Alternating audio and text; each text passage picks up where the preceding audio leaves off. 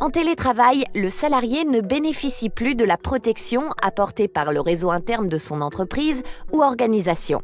Davantage isolé, il est plus vulnérable à des attaques de phishing ou d'ingénierie sociale.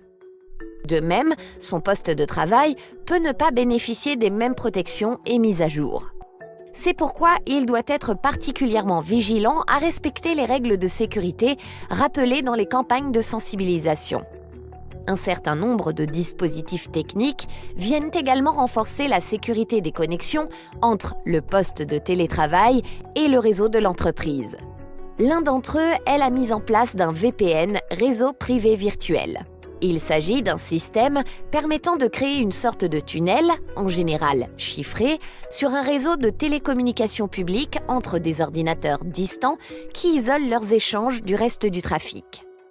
On l'utilise notamment dans le travail à distance pour sécuriser les communications entre le poste de travail du télétravailleur et son entreprise.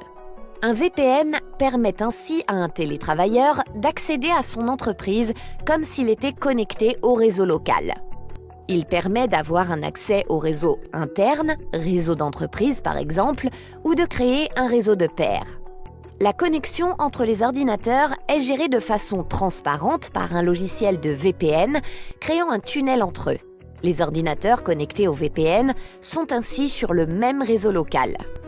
L'accès au VPN peut se faire sans installation d'un logiciel sur le poste du télétravailleur.